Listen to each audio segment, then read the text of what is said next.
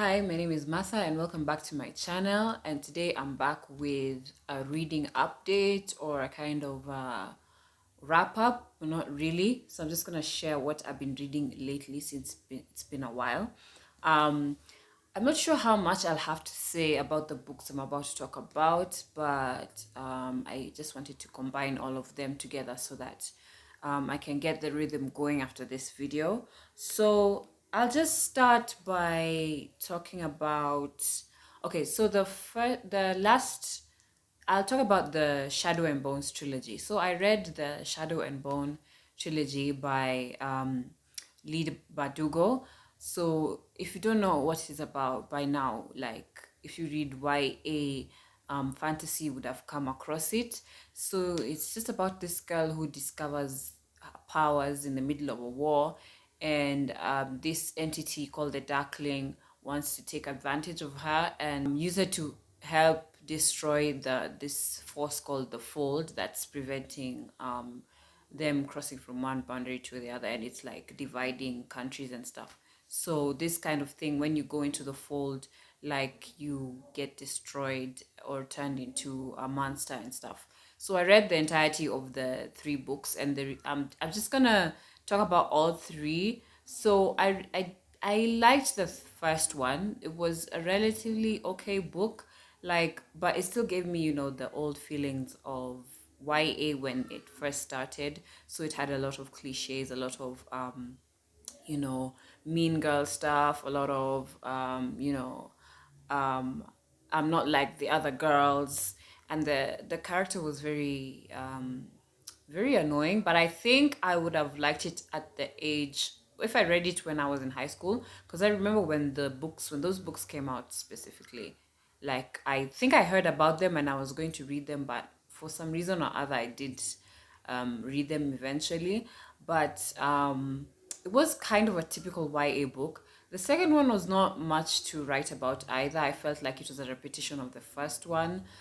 Sorry, I don't remember the names right here, so I'll just put the graphics here so you can see what I'm talking about. Um, then the third one, which was supposed to be the climax, um, I mean, okay, so the main characters. So there's Alina, there's Mal, there's the Darkling. Yeah, those are the main characters.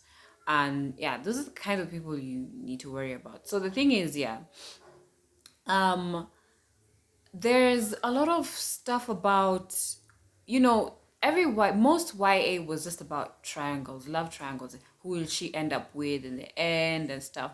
But the more interesting bit of it was like she was in love with somebody who's the villain, and people really wanted her to end up with the Darkling, this dark entity, because he's sexy, he's grown up, he's has more chemistry with her, has more sexual tension. And I would have loved it if not for one or two things. The same with Mal. With Mal, like many people have pointed out, like the only reason we don't like him is because he doesn't show up a lot of times in the book, and he is very controlling, very chauvinistic, very like he wants to. It's like he won't let Alina do her own thing, but at the same time he feels frustrated that he has to follow Alina. So I don't understand, because in the second book, like, they run away together and he seems to have a happier life than she does. I mean, a happier life than before, and she's very frustrated in this new freedom. And in the book, the problem is every time that the thing is, um when she got away from him, it seems like those were the first time she could breathe. Like when Alina, so she goes to this palace to learn her powers, and she's repressed her powers, so she can't use them. So she's very slow to learn her powers, and this becomes a very frustrating thing for her. Then at some point she realizes that Mal, or people, characters around her make her realize that Mal is not coming back, and Mal doesn't care about her. Seemingly, that's what we see from her perspective, because she's not seeing her letters being returned. So that's the first time she really frees herself and really begins to use her magic. As much as the Darkling is this bad influence, we'll get to him later, but like that's when you see that she's really growing, and she can, when the power goes through her, she even becomes healthier. It's seen from the books. But the Darkling, on the other hand, like he's this interesting character, which I felt Badugo fumbled on because he was a very interesting and dynamic character. But to me, a lot of the poignant scenes where they would have these conversations about her not embracing her darkness, and he's like, I'm just like you, or he was being maybe vulnerable to her. Like in the first book, it really annoyed me when they were at the last bit and he has finally gotten what he wants from her, and he's trying to convince her that, I did this for us, I did this for the Grisha, so that we might be powerful in this place. But the way it comes out is just because he was jealous of Mal. The whole scene plays out just because of a jealousy tiff that he has with Mal, and he postures himself with Mal around. But in the show, okay, I don't know. Okay, maybe I should talk about it with the show together. So there's a Shadow and Bone show on Netflix, and the reason I felt it was better is because that particular scene, for example, was acted so beautifully, first of all, by Ben Barnes, and it really showed and also like the show did a good thing of like showing his background, how he grew up and stuff. Not how he grew up, but how he became to be the Darkling, and creating this fold. And by the way, I'll put a spoiler tag so that you're not spoiled if you don't want to be.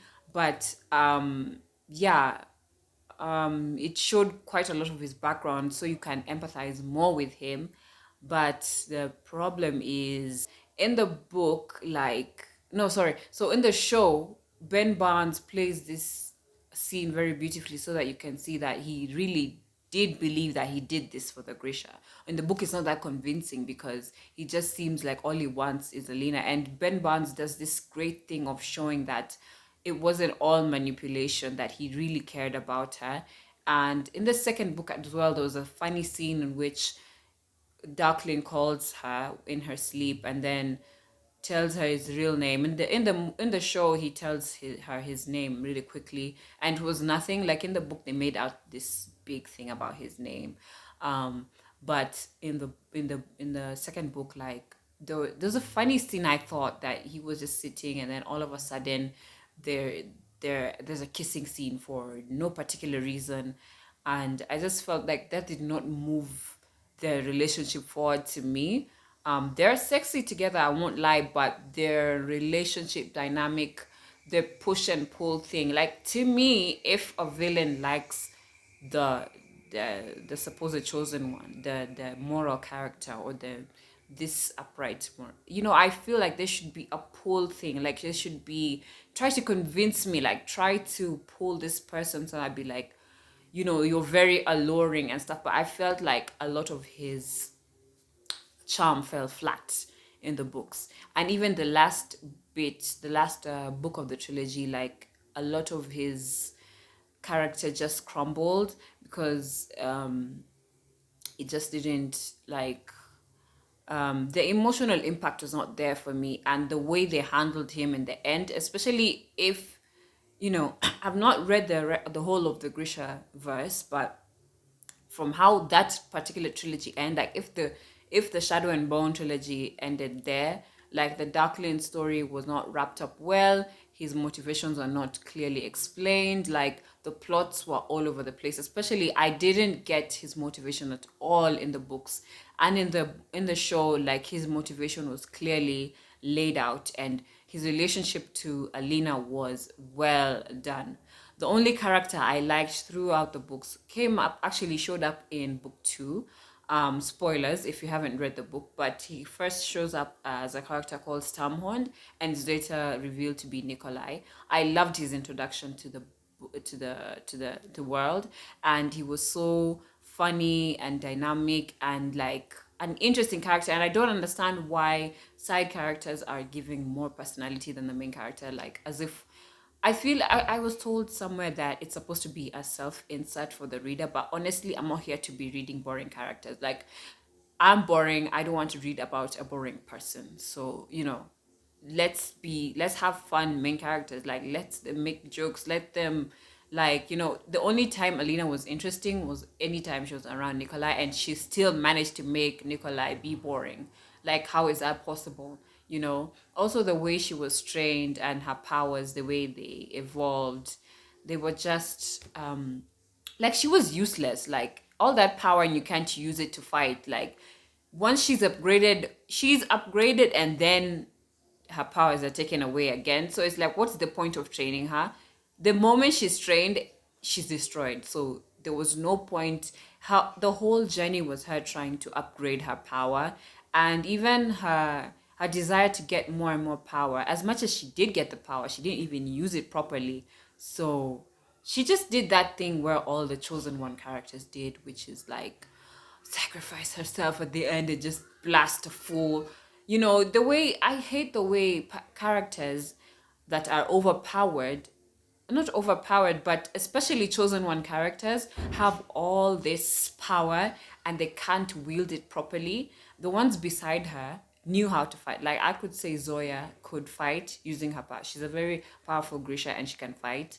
um I would say that, did she have Infani around her? But I would say the people that Grisha that were around her could fight, and she just couldn't, and that bothered me a lot. So it was like, what is the point of giving this girl powers? Like, seriously, just do a prophecy and be done with it. The Darkling, like, I get that he's this alluring dark character. He's supposed to be the villain that way. He's supposed to hate to love. Yeah. But the problem with him, unlike other to be fair, I've seen. No, I was gonna mention other villains that I've liked, but to be fair, they were really anti-heroes who have done really terrible things, but they still do good things. But he is a villain. Like, he is a villain, and that's on period. Like, apart from, people usually we excuse the. This is understood in the book community. We will always excuse a villain who wants to destroy the world because that is not morally reprehensible to us. For some reason, this is why Thanos, people like Thanos. This is why people like yeah, those kind of people, because it's always inconceivable for it's always a bit unrealistic to have that evil genius who wants to destroy the world. So I think that's why people like them. But the reason I don't like the Darkling is because, okay, first of all, yes, he manipulates Alina, but what the most thing the worst thing about him came up in book 2, and I don't see a lot of people talk about it, and I don't understand why people like him in spite of all that, because they're always, there's always a team Darkling, team Mal. To be fair, I don't like either of the book versions because they were written poorly, in my opinion.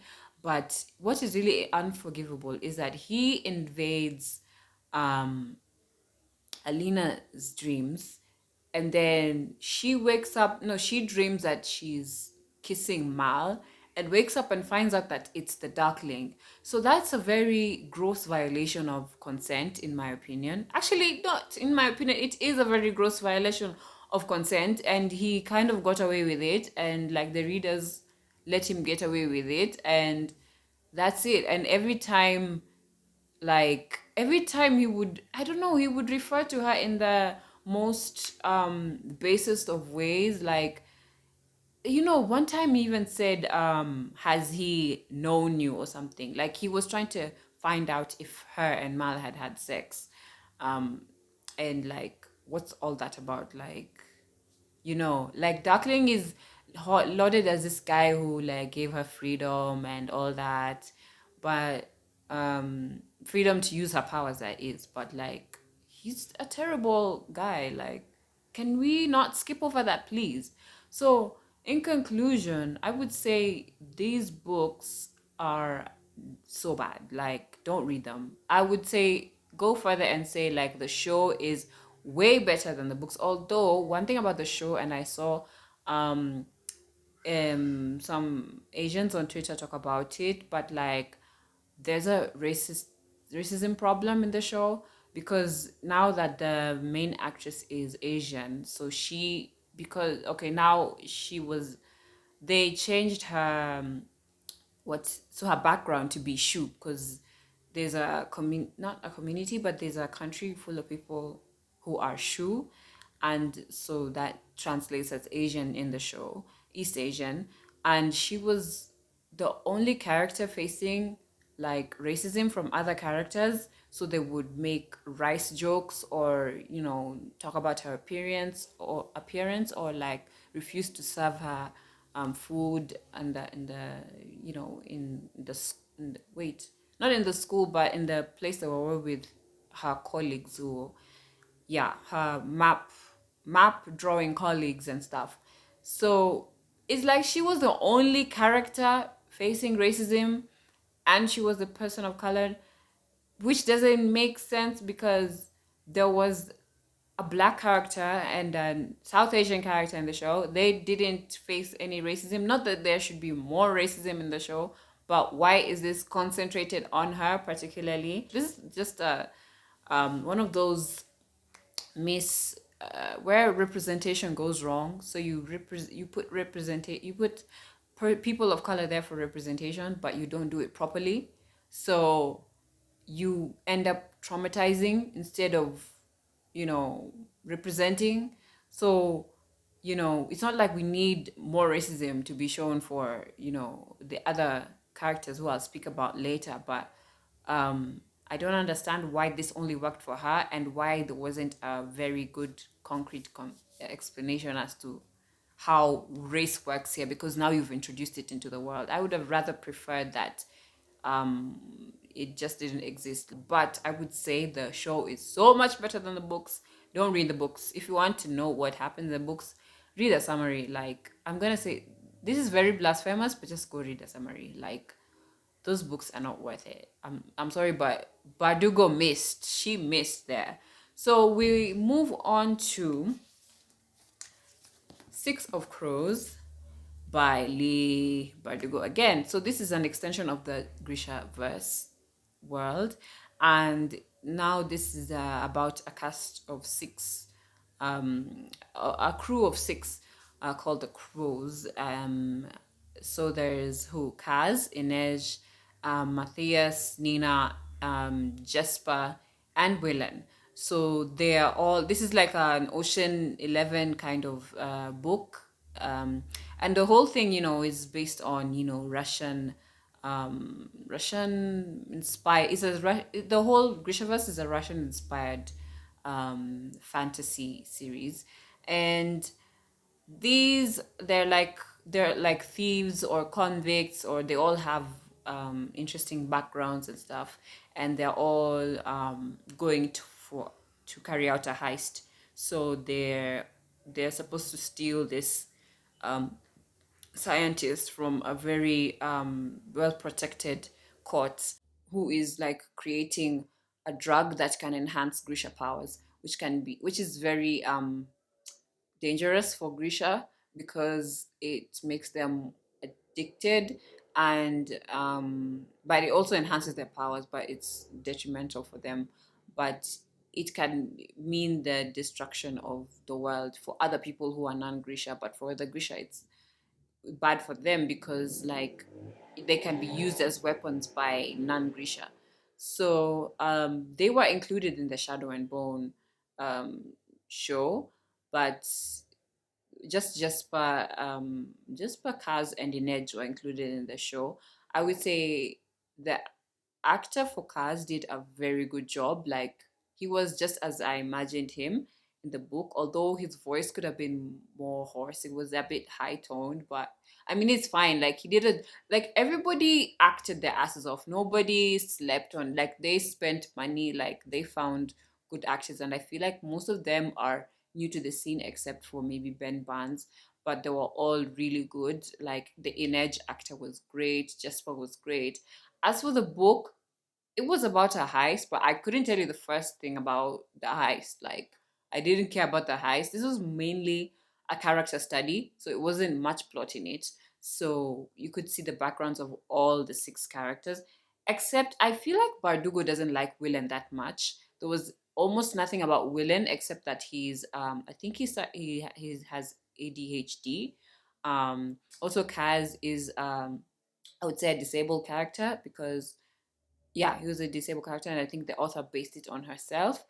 All of them have interesting stories. Also, Inej has um, trauma about, she was forced into prostitution and has trauma about, what happened while she was doing all that.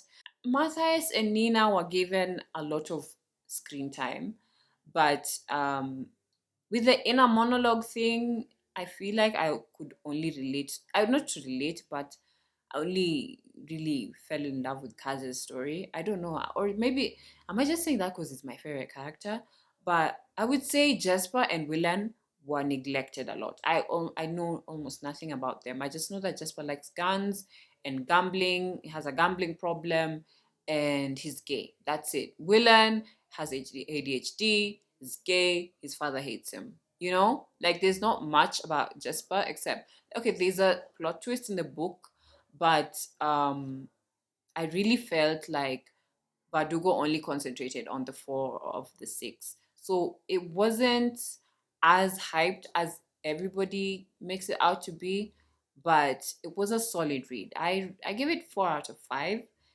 Yeah, I gave it 4 out of 5. So I liked it, but it's not like wow, like oh my god, like I was in tears, like those TikToks where people are crying over books. Yeah, and I also don't like this, and please, publishers, stop doing this because it's not funny. It's not, and it's you can't get it out. Like, why? So that's all on the Grisha verse for now.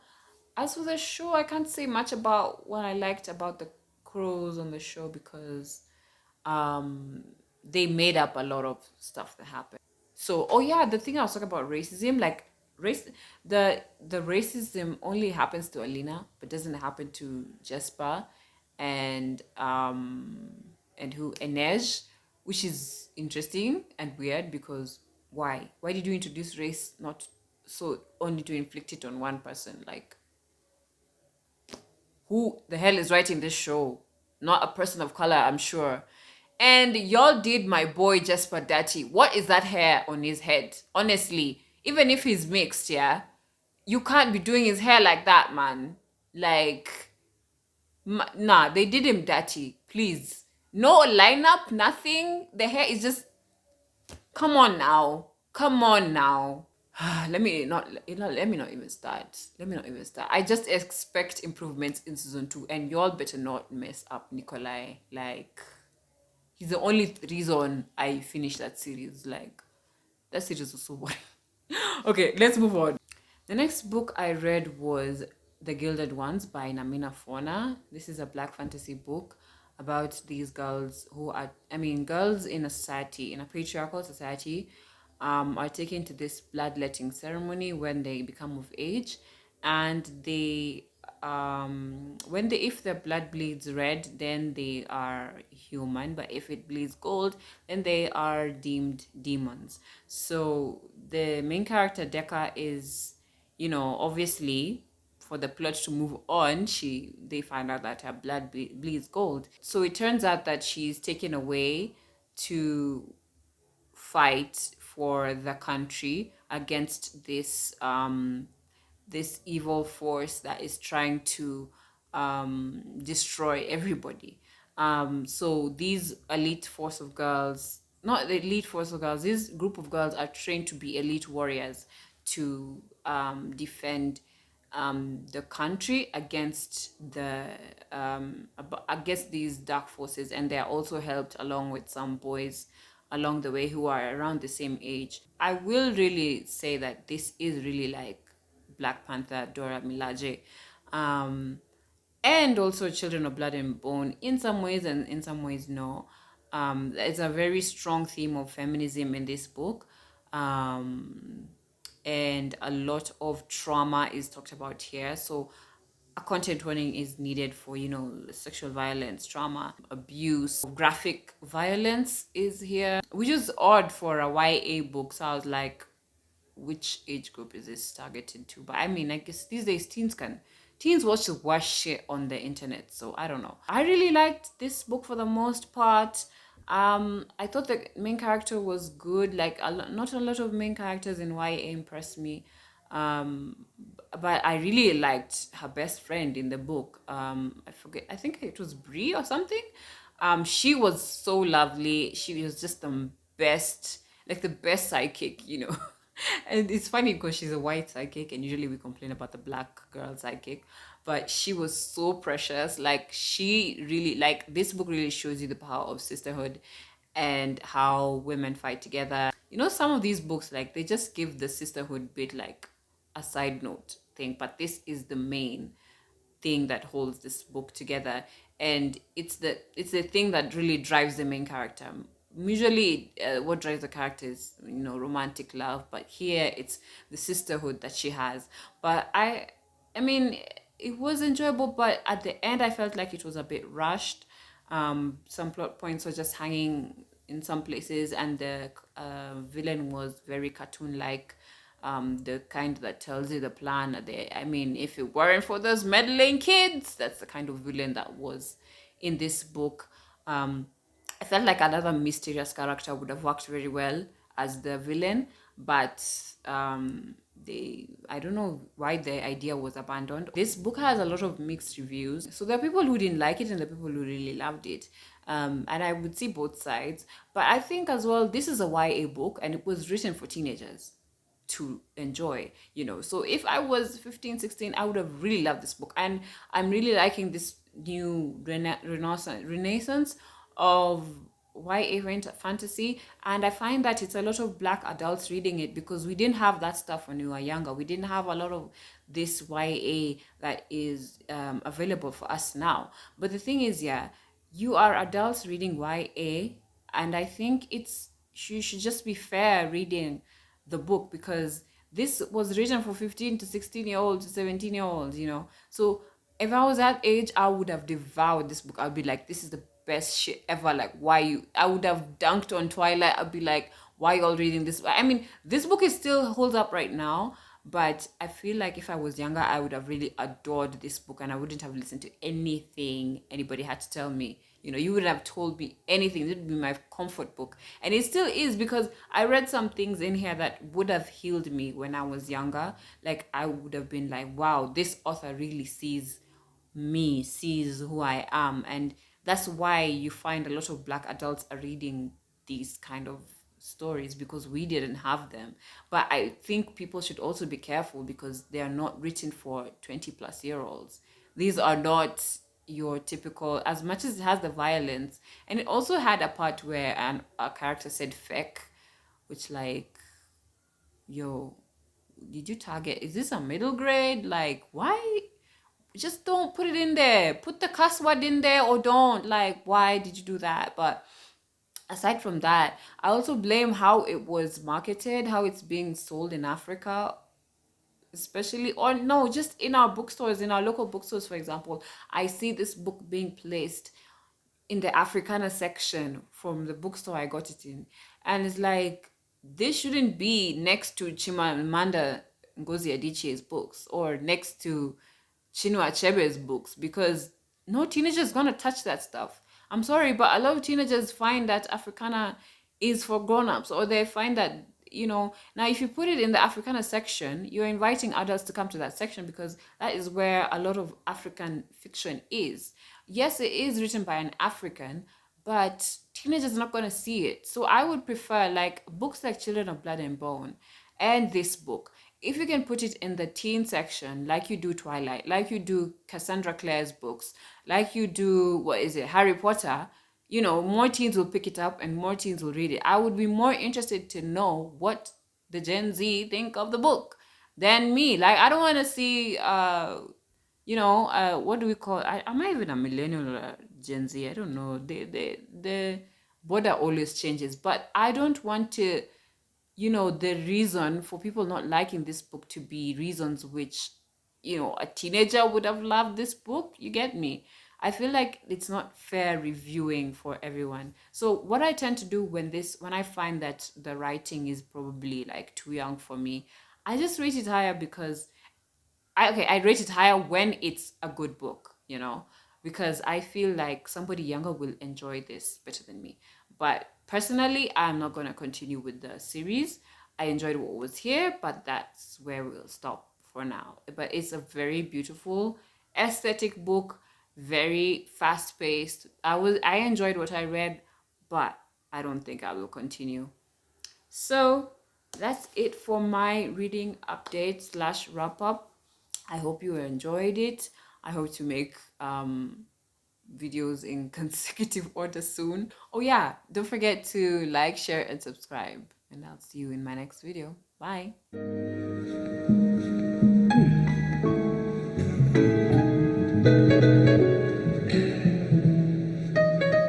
This is where I feel.